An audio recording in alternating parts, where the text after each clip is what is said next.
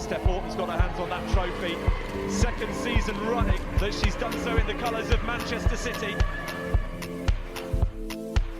Oh, lovely footwork there from Weir!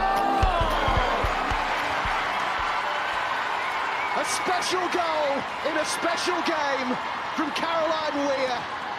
That is world class. That is outstanding. A worldie from Weir.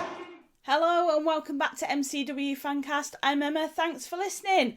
It's good to be back. Another international break done and dusted as City look ahead to the weekend and their trip to St Andrews against Birmingham City in the WSL.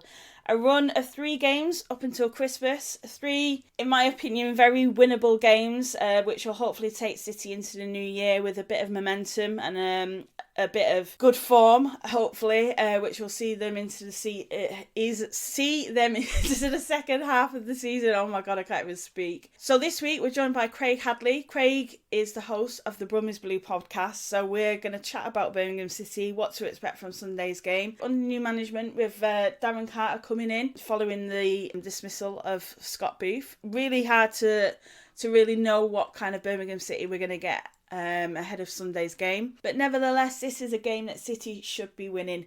Sorry, Birmingham fans. Let's get into it.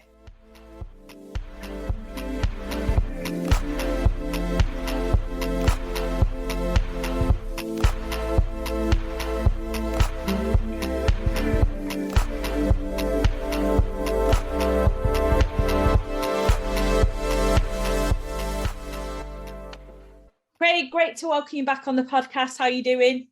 I'm doing great. Thank you for inviting me back. Match day this weekend. It feels like it's been an age once again for us, obviously, but we're looking forward to our trip to St Andrews. It will be the first time, obviously, for us to visit St Andrews. How have you found the move to the new stadium, first of all? I'm not particularly a fan of it. I know a lot of the more vocal fans weren't very happy about it either, but it's not something that's going to change, so I've kind of accepted it. And I feel like it's a good thing for the players and the staff who get to use better facilities compared to what they had at Solihull Moors, which was all right, but it was obviously not the standard of a championship team. So for them, it's good, and hopefully long term, it's good for the club as a whole. But as a fan base, I think we were against it. I don't think that's changed particularly much in the last few months. Yeah, I mean, how do you feel that it's affected? Firstly, the attendances, but obviously the fans are feeling it at the moment as well. I mean, I've seen obviously a few comments with, things like access to even simple things like the bar that we had, obviously at Solihull Moors. We used to be able to go have a little drink before the match, and just little things like that. Yeah, I think to some people at the club, they're trying to work on those sorts of things. I think they were just being extra careful given the pandemic and stuff that's happened over the last year or 2 years now, I suppose. And I think it's all about getting used to. They had one game a year where they were playing at St Andrews before, so they could prepare for that. But obviously, this is more long term. It's more often now, so they have to try and balance that with sustainability and making sure that they can afford to put these sorts of things on. But it's a work in progress, I think, in those terms, really. And obviously, it's been quite a difficult start to the season. We're nearing halfway point for Birmingham. Obviously, yet to find a win so far this season across all competitions. I mean, how would you summarise that kind of the start, I suppose, for yourselves? Well, we haven't won at home for 2 years now, I think it is. But last year was a bit of a weird one because half of the games weren't actually at home because they were played at Burton, I think it was, and then you had ones at various grounds which weren't actually at home. So I think last year you can write off, but this year, I think in terms of the performances, we've been looking all right. I thought the actual football under Scott Booth was better than what we saw under Carl Ward, just in terms of the way the type of style of football we were playing.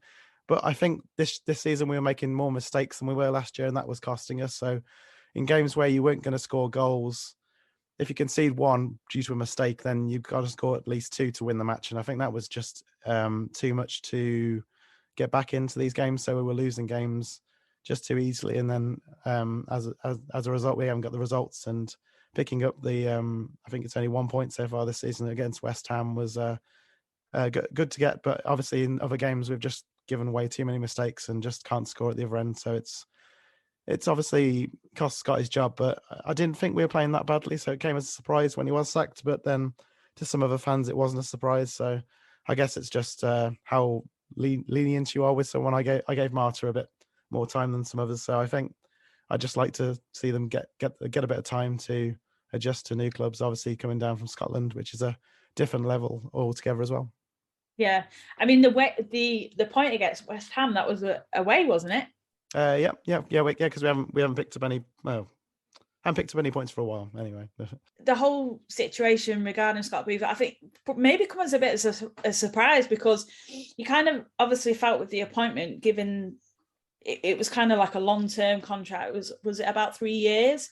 So, I mean, did that come as a bit as a surprise, because you kind of felt as though it was a work in progress with Birmingham? Yeah, I definitely thought when they gave him a 3-year contract, I thought it was a long-term move and that they would give him time to adjust to obviously the amount of changes that happened over the summer for probably the second or third time in a row now that's happened. Most of the squad have left in the summer. But obviously they've thought definitely they've obviously value short-term survival in the WSL over long-term building the club in a new era under Scott Booth. So yeah, it's disappointing. I thought there was going to be longevity with Scott Booth, but obviously that's not the case now with Darren Carter coming in until the end of the season. But it does feel like they're trying to think of the short-term goals of keeping the money, which they're going to get from the TV deal and stuff, that sort of thing, over possibly long-term planning. Obviously, a lot of players coming from Scotland and Ireland this year and needed time to adjust to the league, and they haven't been given that time, at least with Scott Booth as manager. Darren Carter, as far as he's a Birmingham man, is that right? Yeah, he played about 5 seasons, I think, for the men's team. He was recently, the last 4 seasons, he played for Solihull Moors in the National League. He was he's born in Solihull, so that makes sense. Obviously, we've got links with Solihull where we used to play as well, so that's obviously a link there as well. And more recently, he was the assistant coach at West Bromwich Albion Women for the last 3 months, I think it was. So he dipped his toes in women's football, but it's not really anything long term to see would be a success at the moment. But obviously, he hasn't had his first game, so we won't judge him until we've seen him at least to the end of the season. Yeah, I mean, obviously, first game in charge at home against City. How are you feeling heading into that game? Dreading it would be, but I was dreading it no matter what, because it's obviously a team which I think have underperformed this season, and I think they're bound to hit good form sooner or later. And obviously, there's probably players that are going to come back now that have been out before the international break. So hopefully, for you at least, that'd be a positive to see. But I think I don't know what to expect, given that Darren Carter's had a bit of time with some of the squad. Obviously, a lot of the squad have been away on internationals as well, with Ireland, Northern Ireland, and Scotland, and Greece, as of course for Sari's case. So I don't think he's going to have much time with some of the more established players to get his style of play across. But it's an unknown until we see them against Man City, how they'll set up, if they'll be defensive or they'll try and play a counter-attacking game. I just it's too early to tell what he's going to try and get out the team, because he hasn't really had any managerial experience, especially at this level. Definitely, I think it'd be quite an interesting to see, what kind of Birmingham we're going to set up against. I think for me, obviously, reading in the week in an interview that I seen, obviously, Darren do with the club, he spoke about that belief that he'd like to see come through with the players. I mean, it's almost something that's been missing from that squad for Birmingham for some time. And how do you feel Darren might go about changing that mindset throughout the squad? I don't necessarily. I've heard him say this in a lot of interviews recently. I don't necessarily think that the morale was that bad. I thought you got players like Rebecca Holloway and Gemma Lawley. Obviously, didn't really feature loads under Marta, particularly Bex Holloway. Her confidence was dramatically took a downturn after she came back from the States and played for Marta when she was brought in the first time. And then under Carla Ward, she got her confidence back, played at left back, a position she wasn't used to, at least in England. And then this season, she's been in some of the best form of her life. And I think I think the confidence was there. I just don't think. I think they were. I don't know. It was like. I think there was a lot of mistakes, and I think that maybe put doubt in players' minds when they look to make the pass or make the run. And I think that's cost Scott the job. And then obviously, if Darren Carter can get rid of the mistakes, I think that's the main thing. If we can limit the mistakes to much less than they were before, then we've got chances in games, not necessarily against Man City, but other games, winnable games in this league. And I just think, I don't know if confidence is the thing. I think it's just a case of if he can get the players to cut out the mistakes, really. I think that's the main issue. Yeah, I mean, obviously from a City perspective, we've seen that ourselves this season, and we've been on the back end of it too. So I can understand how that can be frustrating as a fan. I've got to touch upon some of the performances, though. I mean, even though, like you said, the results haven't been there, some of the individual performances have. I think we've got to talk about the Quins. I think both of them have played well this season, and I think it's fair to say they have had a really good positive impact. Even though the results haven't been there necessarily, there are some real positives within the Birmingham side. Yeah, absolutely. I think Louise and Lucy, as you mentioned, have had good seasons. Rebecca Holloway at left back's been good. I think Jamie Finn, who's came over from Ireland, playing in this league for the first time, I think she's really impressed. She can play in midfield as well as right back, and I think she's someone who, coming over from Ireland's not easy. You've obviously seen like Simone McGill do well in recent years, but it's very limited the amount of players who come straight from Ireland into the WSL and hit the ground running. So it's good to see her as well. You got Jade Pennock. I think she's done well stepping up from the Championship from Sheffield United this season. She's someone who Carla Ward wanted last season, but we managed to get her this season. She scored.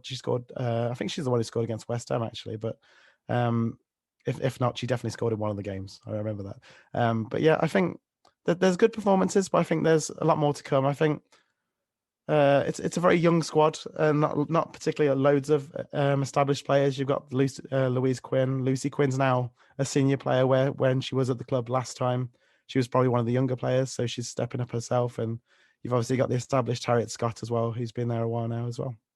Yeah, and Louise is obviously shown as well what a great leader she is. And I think that is a real, something that perhaps Birmingham didn't necessarily truly have. And now they've got a real strong leader in Louise. Yeah, I think since Karis Harrop left, it's been a gap that they needed to fill. The pressure on Christy Murray coming in last year to be captain was something that she can handle, but she's obviously been in a lot of relegation battles herself, so it's not, it eventually wears you down. So the pressure to be the one who pulls the team out of it every game is a lot to take. And obviously Christy's now not the captain, but she's obviously coming back to full fitness. Hopefully she can have an influence later in the season. And for you now, obviously looking ahead to this run of games that Birmingham have got Christmas and obviously into the new year, so you're in I don't want to say relegation battle at the moment, but you've got to pick up the points somewhere. And Birmingham, this is something that they've managed to do. They've managed to find wins. They've managed to find points in places where, you probably expect them not to get. And obviously under this new leadership, under new management with Darren coming in, are you hoping obviously that you can see a transformation in the team and the results starting to come in for Birmingham? I think you can call it a relegation battle, considering there's two teams with a 9-point gap between them and the next team up in the league. I just don't want to do that, Craig. I'll say it for you because we're in one. I'm like. I think it was a weird time in some ways to get rid of Scott because of the run we've got coming up. Obviously, you got the Chelsea game just before the international break. Then you've got Man City. Then we got the big game against Leicester. But then you got Arsenal, Man United, and Reading after in the new year. So realistically, the games you're going to pick up points in those. You got to be Leicester City, Reading, and then you got Leicester again in February. So I think it's a weird time with the amount of games which we weren't going to get probably anything out of either way. But I think the Leicester game is going to be obviously big because they've changed their manager as well, which is. It could go either way. They had that good result against Man United in the Conti Cup last week or the week before, whenever it was now. So I think they'll be more motivated than they were. I think sometimes you want longevity. Obviously, Emma Hayes has done well at Chelsea, but then you've got Jonathan Morgan was there for 7 years at Leicester City. So maybe things got a bit stale, even though he was well respected at the club. Obviously, sometimes a big change brings a positive effect for the team. So I think I don't convince we're going to win many games, but if we win enough games to be ahead of Leicester come the end of the season, then I'll be happy. But it's going to be tough, and it's just one of those where either Darren does well or he fails, and then we probably get a new coach next year in the Championship. Yeah, but you really don't want to be in that situation again. I mean, that's what I mean. It seems like there's been so much. There's a lack of consistency in that respect. You know, Birmingham can't build up on anything or find any stability because they've not been able to allow themselves time to do that. Yeah, but mainly because the players keep leaving because they're not happy with the conditions, and I think that's fair. If you're not happy and you don't think that you're treated the way you should be treated, then you are going to look elsewhere. Obviously, even when the club was realistically looking after the players really well, when under Mark Skinner, towards when we had some of the best players of the last decade or so, you still had players who will leave the club for bigger clubs just to further their careers. Obviously, Jess Carter's getting herself back in the Chelsea team recently. Obviously, Aoife Mannion's getting a run of games now that she's at Man United after that bad injury at Man City, unfortunately. But I think players are always going to leave. But I think if the atmosphere is right and you at least feel like you're being treated well, I think you're willingly to stay and fight for it. And then sometimes it's just you've had too much and you've just had enough of it and you need to leave, and that's okay. And unfortunately, the last few years it's not been good, and you can understand why people want to leave. But hopefully going forward now we can get some stability, even if it's going down first. I totally understand that. Craig, I'm gutted because I actually can't get to the game on Sunday, which is a shame because it was always, Birmingham's always one of those games that I really look forward to attending. But with Cole. No, it's fine. I was just going to say it's bad that I'm not going to be there either. I'm going to Stourbridge, Sheffield United in the FA Cup because it's the first time they've got to the third round of the FA Cup. I think it is Stourbridge. So I'm going with my dad to support the local team. But I was almost going to go to the Birmingham City game. It's just I thought that came up and I was like, that's something different. And so you can let yourself off, Emma, because I'm not going either. That's okay. No, but you know, it's one of those games that I always do really enjoy, and regardless of obviously the situation that we both find ourselves in this season so far, you know, Birmingham is always one of those games that I really enjoy. It's, you know, the fans are great, the banter's great, and usually the football that's out on the pitch is usually really good too. So yeah, especially in about 3 or 4 years ago when it used to be very, very close each games. You had games going to extra time. You had games going to penalties. It was very entertaining. You had cup finals. It was good times. It was good times. Yeah, I mean the Birmingham games always with that little bit of a banana skin where we always sort of headed into it with a little bit of trepidation, and you know it's a little bit different now, but you know, given the recent performances that we've seen from City, I head into every game with a little bit of trepidation at the moment. So I'm just glad that obviously we're returning back off this international break that seems to have once again just gone on for a lifetime, and that we've got a good run of games that, you know, we can look forward to with the run up to Christmas. And I would like to wish you all the very best and a very happy Christmas, Craig, because, you know, you can start doing that too. So hopefully in the new year we'll catch up at some point and and enjoy a game together, maybe if you can get up to the academy. Yeah, no problem. Have all the best, and thank you once again for having me on. All right, and just before you go, Craig, tell us a little bit about the Brum Is Blue podcast. Yeah, sure. We've been doing it this is the 5th season now, so I've been doing it since 2017, I think it was. Started out as just me, then it was me and Chris, then it was me and Chris and Kaz, then it's me, Chris. One of the women's football OGs. Yeah, I've been here a long time now, and it's, yeah.